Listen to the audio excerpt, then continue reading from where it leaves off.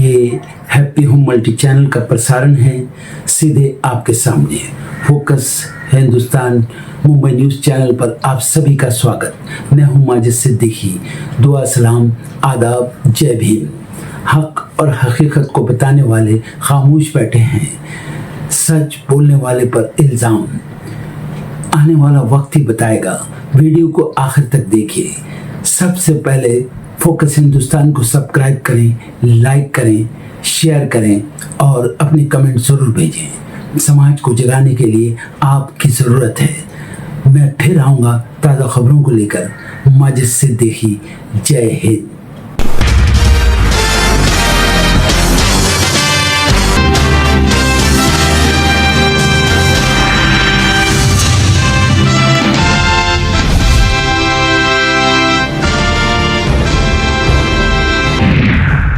कांग्रेस सांसद राहुल गांधी का राजस्थान दौरा। आज कोटा में छात्रों से करेंगे संवाद। शिक्षा व्यवस्था की बदहाली को लेकर मोदी सरकार के खिलाफ खोलेंगे मोर्चा।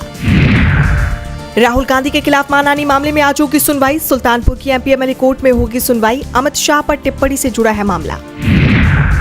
शिवसेना यूबीटी में बगावत के संकेत। 9 लोकसभा सांसदों में से 6 सांसदों के पाला बदलने की आशंका। सांसदों को मनाने में जुटे उद्धव। नीट पेपर लीक मामला। एनटीए की परीक्षा दोबारा कराने के फैसले को चुनौती देने वाली याचिका पर आज होगी सुनवाई। सीजेआई सूर्यकांत की अध्यक्षता वाली पीठ के सामने रखी जाएंगी दलीलें। यूपी में विधानसभा चुनाव की तैयारियां तेज। बीएसपी चीफ मायावती ने ओबीसी लीडर्स के साथ की बैठक। 2027 में होने वाले हैं चुनाव। यूपी मुहर्रम में हथियार प्रदर्शन और डीजे पर रोक। सीएम योगी ने दिया आदेश, कहा ये मातम का अवसर, ताकत दिखाने का नहीं। राम मंदिर के बाद श्री कृष्ण जन्मभूमि मथुरा में भी चंदा चोरी का मामला आया सामने। दिनेश फलहारी ने महाराज से किया दावा, लिखी चिट्ठी, सीबीआई जांच की उठाई मांग। बिहार चुनाव में जमकर बरसा था पैसा। सियासी दलों ने बटोरे 281 करोड़। एडीआर की रिपोर्ट में हुआ खुलासा। गुजरात के वडोदरा में भीषण सड़क हादसा। बस ट्रक की हुई टक्कर, 6 लोगों की गई जान, 20 लोग घायल। फुटबॉलर मेसी ने रचा इतिहास। फीफा वर्ल्ड कप में अल्जीरिया के खिलाफ बनाई हैट्रिक। अर्जेंटीना ने 3-0 से जीता मुकाबला। ईरान की इसराइल को चेतावनी। लेबनान पर जारी रहे हमले तो भुगतेंगे अंजाम। कहा इसराइल ने पीस डील पर सहमति के बाद 84 बार किया शर्तों का उल्लंघन। मेरे बिना इसराइल नहीं होता। G7 के मंच से इजरायली पीएम नेतन्याहू पर बरसे अमेरिकी राष्ट्रपति ट्रंप। इसराइल ने ईरान पीस डील को मानने से किया इनकार।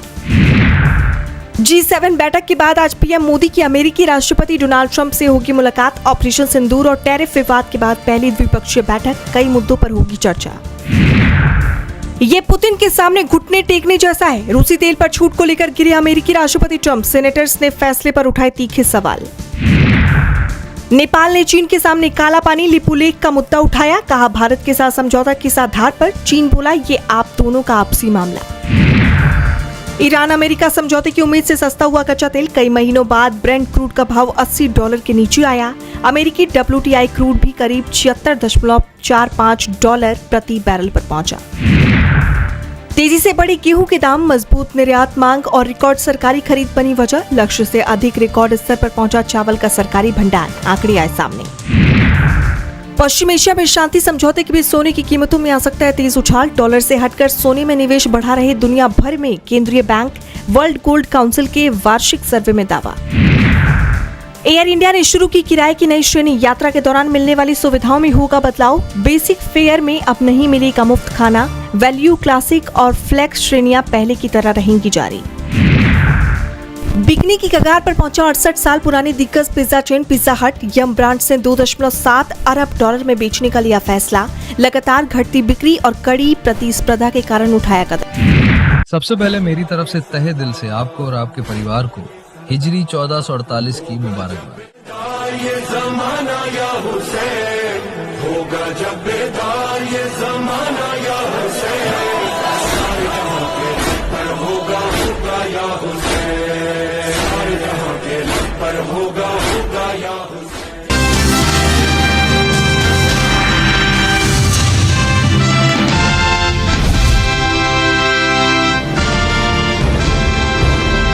आधार कार्ड को लेकर सुप्रीम कोर्ट से एक बड़ी खबर आ रही है। कोर्ट ने एक अहम याचिका पर सुनवाई करते हुए केंद्र सरकार और चुनाव आयोग को नोटिस जारी किया है। ये मामला बेहद गंभीर है। दरअसल याचिका में मांग की गई है कि आधार का इस्तेमाल सिर्फ और सिर्फ पहचान पत्र के रूप में ही होना चाहिए। इसे नागरिकता, जन्म तिथि या पते के सबूत के तौर पर बिल्कुल न माना जाए। गौरतलब है कि ये याचिका वरिष्ठ वकील अश्विनी उपाध्याय ने दायर की है। कानून को देखें तो आधार एक्ट 2016 की धारा 9 साफ कहती है कि आधार नंबर कोई नागरिकता या निवास का कानूनी सबूत नहीं है। साल 2023 में UIDAI ने भी नोटिफिकेशन जारी कर यही बात दोहराई थी। लेकिन जमीन पर कहानी बिल्कुल उलट है।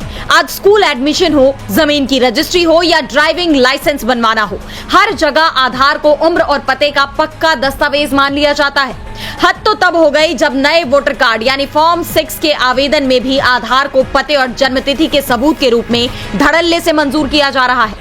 यहीं पर सरकार की बड़ी प्रशासनिक चूक सामने आती है।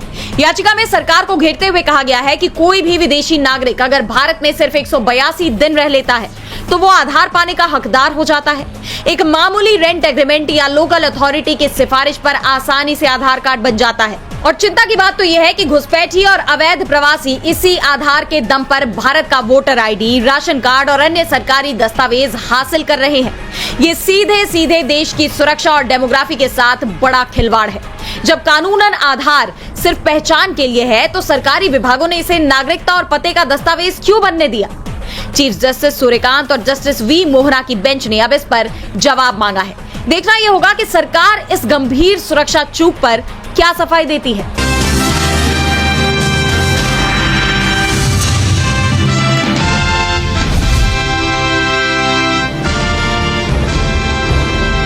पूर्व क्रिकेटर और TMC सांसद यूसुफ पठान अब अपनी ही पार्टी के निशाने पर हैं। उनके बागी खेमे में जाने के बाद से सियासी घमासान और तेज हो गया है। यूसुफ पठान वडोदरा के रहने वाले हैं, जहां उनके ऊपर सरकारी जमीन पर कथित तौर पर कब्जा करने का आरोप लगा है। राजनीतिक जानकारों का मानना है कि इसी के चलते गुजरात में संभावित बुलडोजर एक्शन के खौफ से वो NDA का विरोध नहीं कर सके और आखिरकार उन्हें ममता बनर्जी का साथ छोड़कर बागी खेमे में जाने पर मजबूर कर दिया गया, जिसे लेकर सियासी पारा हाई है। इस बीच TMC सांसद महुआ मोइत्रा और जम्मू कश्मीर नेशनल कॉन्फ्रेंस के सांसद आका सैयद मेहदी ने सोशल मीडिया पर यूसुफ पठान को लेकर एक बड़ा राज खोला है। मेहदी ने एक्स पर संसद के पिछले शीतकालीन सत्र की एक घटना का जिक्र करते हुए खुलासा किया कि जब संसद में पूरा विपक्ष सत्ता पक्ष के खिलाफ हंगामा कर रहा था और TMC सांसद हमेशा की तरह सदन के वेल में निडरता से विरोध जता रहे थे, उस दौरान यूसुफ पठान अचानक पीछे हट गए थे। मैंने एक मुस्लिम सांसद को यूसुफ पठान पर चिल्लाते और उन्हें विरोध से पीछे हटने के लिए कहते हुए सुना। यूसुफ वहां से हट गए और अपनी सीट पर वापस आ गए। उनके चेहरे का रंग बदल चुका था और वो लगभग कांप रहे थे।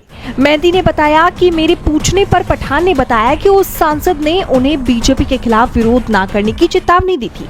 यूसुफ के मुताबिक उस नेता ने कहा था कि तुम बीजेपी के खिलाफ विरोध क्यों कर रहे हो, खुद को दुश्मन क्यों बना रहे हो, वो गुजरात में तुम्हारा घर बुलडोजर से गिरा देंगे। उस समय महुआ मोइत्रा ने यूसुफ पठान को ढाढ़स बढ़ाते हुए कहा था कि TMC उनके साथ खड़ी है और कोई उनके परिवार या उन्हें छूने की हिम्मत नहीं कर सकता। लेकिन अब यूसुफ की बगावत के बाद मेहदी ने कहा कि यूसुफ ने पीठ में छुरा घोंपा है। तो वहीं मेहदी की पोस्ट पर रिप्लाई करते हुए महुआ मोइत्रा ने एक्स पर लिखा कि हाँ सर, याद है वो असदुद्दीन ओवैसी थे जो यूसुफ पठान को चेतावनी दे रहे थे। कितनी अफसोस की बात है कि मैं एक ऐसे गद्दार के लिए लड़ी जिसके पास ना तो कोई हिम्मत है और ना ही रीढ़ की हड्डी। उनके लिए कमेंट्री करना ही बेहतर था। अब देखना ये होगा कि इन आरोपों के जवाब में यूसुफ पठान की तरफ से क्या सफाई सामने आती है।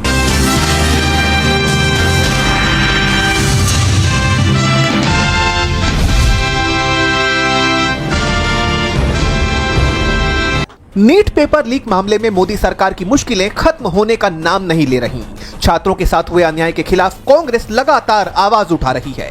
शिक्षा मंत्री धर्मेंद्र प्रधान के इस्तीफे की मांग कर रही है और अब लोकसभा में नेता विपक्ष राहुल गांधी युवाओं की आवाज को बुलंद करने के लिए 17 जून से छात्र संवाद शुरू करने जा रहे हैं। कांग्रेस की सांसद प्रियंका गांधी ने भी बार बार पेपर लीक के चलते छात्रों को जिन मुश्किलों का सामना करना पड़ रहा है उनका जिक्र करते हुए अपील की है।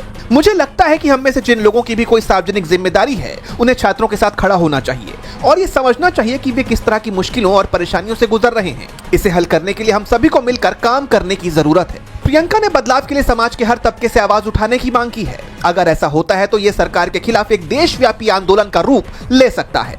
यही वजह है कि सरकार पर दबाव बढ़ता ही जा रहा है। ऐसे में 21 जून को नीट के री एग्जाम से पहले सरकार की तरफ से कड़े कदम उठाए गए हैं। एनटीए ने बताया कि इलेक्ट्रॉनिक्स और सूचना प्रौद्योगिकी मंत्रालय ने सूचना प्रौद्योगिकी कानून 2000 की धारा 69A के तहत टेलीग्राम पर रोक लगाई है। यह रोक 22 जून 2026 तक रहेगी। सरकार ने एग्जाम के बाद भी टेलीग्राम को अपना मैसेज एडिट फीचर 30 जून तक बंद रखने का निर्देश दिया है। एनटीए के मुताबिक कुछ लोग टेलीग्राम का इस्तेमाल परीक्षाओं में पेपर लीक होने के फर्जी सबूत बनाने के लिए करते रहे हैं, इसलिए ये कदम उठाए गए हैं। लेकिन सवाल यह है कि क्या इससे पेपर लीक को रोका जा सकता है? कांग्रेस के अध्यक्ष मल्लिकार्जुन खड़गे ने भी इस कदम को लेकर सरकार पर तंज कसा। खड़गे लिखते हैं कि मोदी जी को सबसे पहले अपने शिक्षा मंत्री धर्मेंद्र प्रधान का इस्तीफा लेना चाहिए, जिन्होंने करोड़ों युवाओं के भविष्य को ब्लॉक करके रखा है। भारतीय वायुसेना को इस्तेमाल करना हो, टेलीग्राम को ब्लॉक करना हो या फिर छोटी मछलियों को पकड़कर पेपर लीक माफिया को बचाना हो, ये सब मोदी सरकार को इसलिए करना पड़ रहा है क्योंकि पिछले 10 वर्षों में 90 पेपर लीक हुए हैं और 9 करोड़ युवा इस धांधली और भ्रष्टाचार को भुगत रहे हैं। अपनी नाकामियों पर भला कब तक पर्दा डालेगी ये सरकार? खड़गे ने कहा कि करीब आधा दर्जन युवाओं ने मजबूरन अपनी जान ले ली है। मोदी जी एक शब्द भी नहीं बोलते। अफसोस की बात है कि भाजपा इस परीक्षा में पूरी तरह फेल हो गई है। कांग्रेस के इन हमलों ने सरकार की मुश्किलें और बढ़ा दी हैं। अब सबकी नजरें राहुल गांधी के छात्र सम्मेलन और 21 जून को नीट री एग्जाम पर टिकी हुई हैं।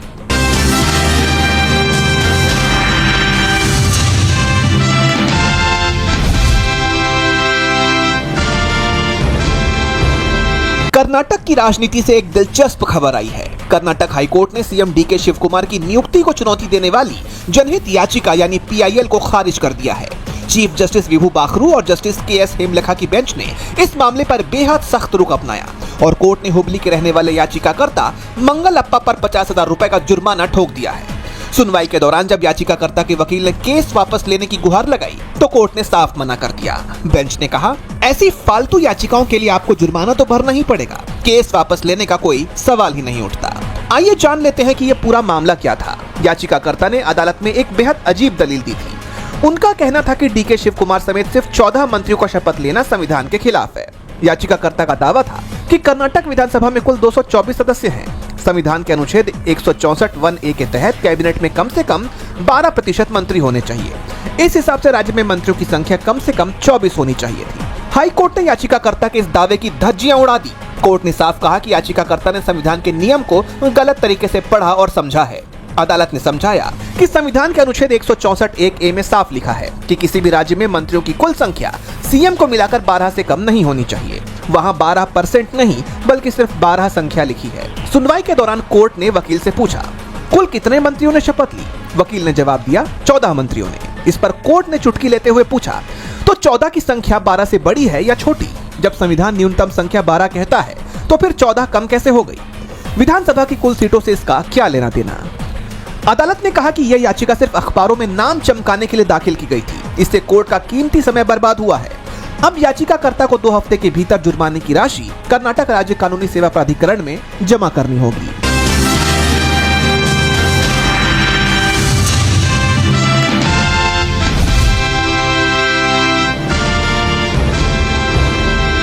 जकुम मुहर्रमुल हराम, आज इस्लामी साल की पहली तारीख, साल की पहली शहादत कदम।